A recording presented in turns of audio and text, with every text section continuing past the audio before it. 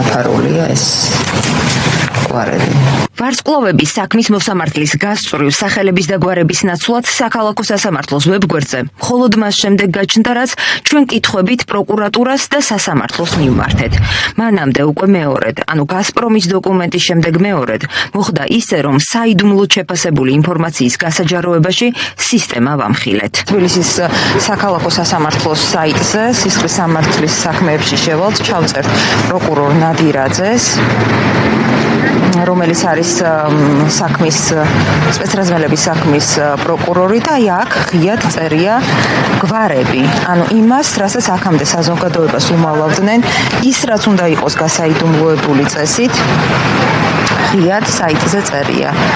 ეს გვარებია გიორგი ბოლოთაშვილი, გურამ კირკიტაძე, ტარიელ ბუქულაშვილი. ამ გზით რეჟიმმა თავად არ დაიცვა დახურული საქმის მთავარი პრინციპი და საზოგადოებას საშუალება მისცა სასტიკი ძალადობის საქმეზე დაკავებული სპეცრაზმელების ვინაობა გაეგო.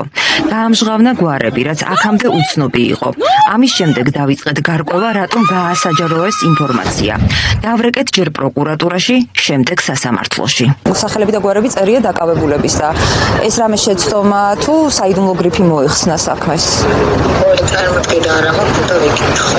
ელზო, არა, ჩვენ გან არაფერი არ შეცვლა და ეგეთი რაღაცება, რა ვიცი, აბა სასამართლოს პიარს კითხე, რატო დადეს და რა ხდება, არ ვიცი. ანუ პროგრამულად განაწილდა ქავატონატოზე, ანუ პროგრამაში შემადგენლობას არ შეუყვანია პიროვნებები. პროგრამულად განაწილდა და პროგრამულად განაწილებულიდან ჩანს ჩვეულებრივ, თორე ჩვენ ერთადერთი რასაც შემადგენლობაში ვაკეთებთ და საკეთებს მიღწეულ სხდომის თარიღს და საათს.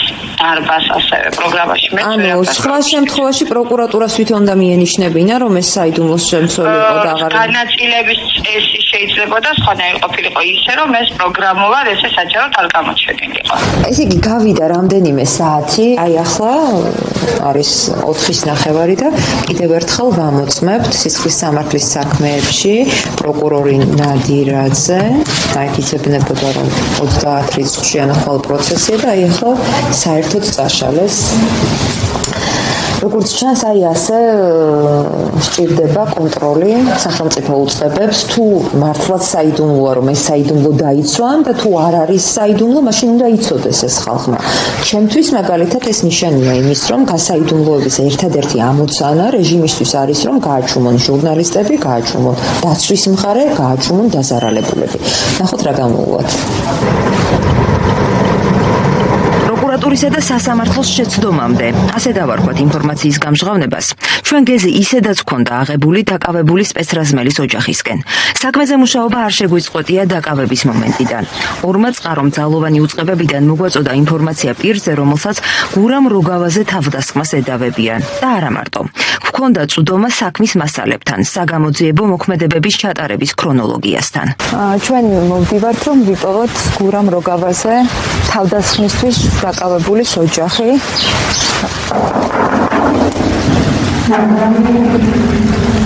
უკაცრავად! გურამ გოგა კირკიტაძე, 25 წლის ახალგაზრდა. აქციების დარბევისას იყო 23-ის. განსაკუთრებულ დავალებათა დეპარტამენტში ახალმისული. მხოლოდ კამერის გარეშე კომუნიკაცია შევძელი მშობელთან. დაკავებულ სისტემამ ყველა სოციალური ქსელიდან წაუშალა ფოტოები. ლაპარაკი ოჯახს არ სურს. სამსახურის მოვალეობას ასრულებდა და როიწყენ სახელმწიფომ გაწირა. ასეთი მაღალი, ასეთი ხარბეჭიანი არის? არა. ოჯახმა რა იცის უდანაშაულო? არაფერი არ იციან. მაგრამ სჯერათ რომ ეს დანაშაულო. ჯერა რა ხო უნდა დაიჯერო. დაგაჯერებენ რო არ გჯეროდეს. ხო ეხა ყველაფერი ვიცით რაც ხდება, ხო დაგაჯერებენ თუ მე რა ვიჯერა, როგორ უნდა ეჯეროს? ადგილზე ჩასულებს გვესაუბრდნენ ახლობლები, მეზობლები. გაგვანდეს ოჯახის პოზიცია. ნათესავები რამდენიმე მიზეზის გამო გამორიცხავენ დაკავებული კაცი როგავაზე თავდამსხმელი იყოს. ამბობენ რომ უდანაშაულოა. აი ასეთი აღნაგობა შეიძლება დიდი ტანის არის. არა, ხო, როგორია ფიზიკურად? ფიზიკურად ახლა რო ვთქვა, რომ დიდი ტანისა და ჩვეულებრივი აღნაგობა. გამხდარი. კი, გამხდარი. ნამდვილად უდანაშაულოთაზი. ჯერ ეგერთი რომ სახელმწიფოს იმით იყო გასული სამსახურიდან. მე კიდე ახლა სიტყვაზე თქვენ რო უკაცრავად მაგრამ თქვენ რო დამარტყათ, მეც იგივე დაგიბრუნებთ. იქ არავის გურამს არ დაურტყავს ვის გამოც ხო, არა, ვიცი. აი როგორც კი მაჩვენებთ ახლა და მაგ არანაირი მაგ ხელა ფიზიკური აღნაგობის არ არის. მე რომ მიყურებ ზუსტად ჩემ ხელა არის, ჩემნაირი აღნაგობის არის.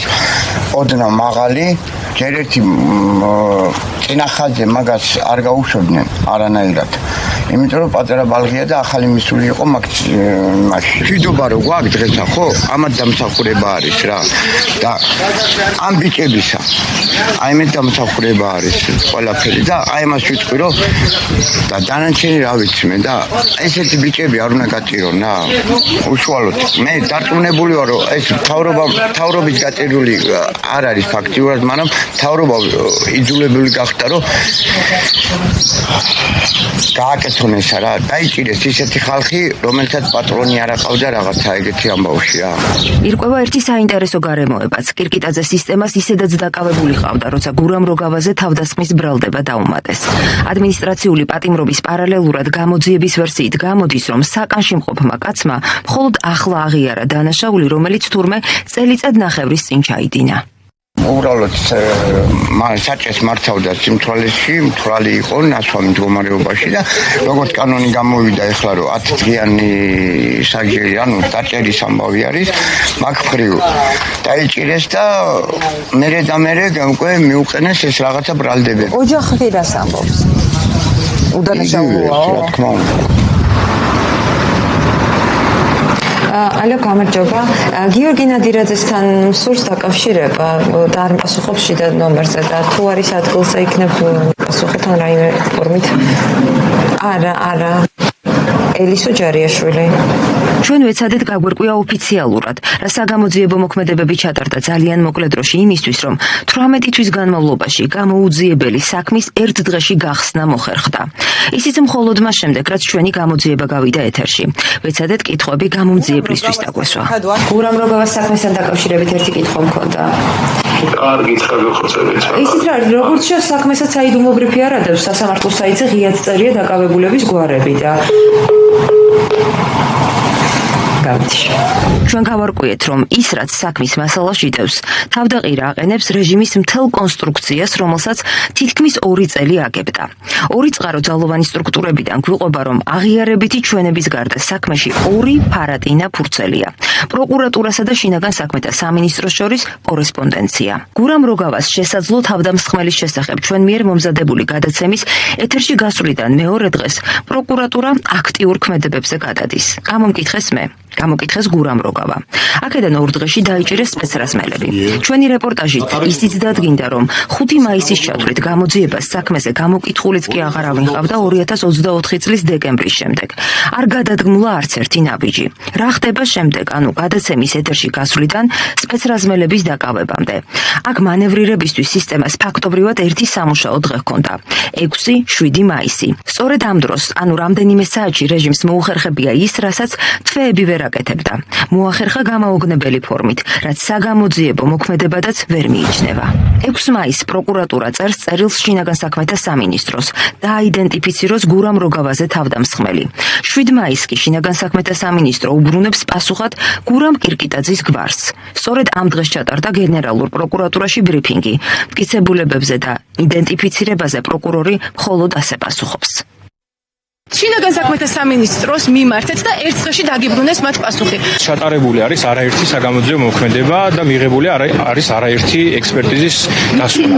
საქმე არ დაიყვანება მხოლოდ ერთ წერილზე, რომელზეც თქვენ გაქვთ საუბარი, თუმცა ასევე არის მნიშვნელოვანი მტკიცებულებები, რომლებიც მოპოვებული იქნა საქმის გამოძიების დასკვნის ნაწილში. აქედან გამომდინარე, კიდევ ერთხელ გეტყვით, მე დეტალებში ნამდვილად ვერ შევალ და ვერ გეტყვით კონკრეტულად შინაარსობრივ განხორციელებს მტკიცებულებებისა იმის გათვალისწინებით, რომ საქმე სასამართლოში განიხილება დახურულ სასამართლოს თომაზე, თუმცა კიდევ ერთხელ გიმეორეთ, ეს არ არის ერთეული მტკიცებულება, არასდროს არ წყვეთ საქმის ბედს. აქ არის სხვადასხვა არაერთი მტკიცებულება, რომელსაც ეტაპობრივად გამოვიკვლევთ და იმ შემთხვევებშიც მოგახსენებთ კონკრეტულად რომელი მტკიცებულებით რა ფაქტობრივი გარემოებები დადასტურდება. აქამდე რეჟიმი ამტკიცებდა, რომ მოძალადე სპეცრაზმელების იდენტიფიცირება შეუძლებელი იყო. არქივი ამ მხრივ ივანიშვილის სპიკერების არაერთ განცხადებას ინახავს.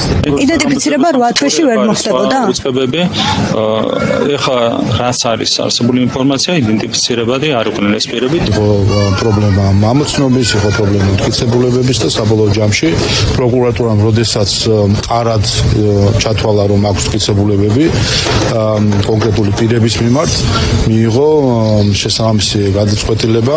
მაგალითად ობიექტური ბევრი მიზეზი შეიძლება ჰქონდეს რომ იდენტიფიკაცია ჭირდეს. მე იდენტიფიკაციას გეუბნებიან, მაშინ დააწერენ ნომრები და უამრავი საკამათო საკითხი და სამძულო საკითხია, მაგრამ ერთ-ერთი მთავარი მაგალითად შეიძლება იყოს ის რომ რაღაც სოლიდარობა იყოს სამართალდამცველთა, სამართალდამცავ ორგანოებთა შორის. როგორ შეძლო სისტემამ არასრულ ერთ დღეში ძალადობაში ბრალდებული ამოცნობა? რა პროცედურებით? გამოიკითხნენ თუ არა უშუალო უფროსები, დავალების გამცემები, ჩატარდა თუ არა ექსპერიმენტი და როგორი? თუ ერთი უბრალო წერილით მსგავსი საქმეების გახსნა შესაძლებელი, სად იყვნენ 18 თვე, უფრო მეტიც და რატომ არ იწერება მსგავსი წერილები ასეულობით დაზარალებული საქმეზე? ამ კითხვებს პროკურატურა და შინაგან საქმეთა სამინისტრო უპასუხოდ ტოვებს.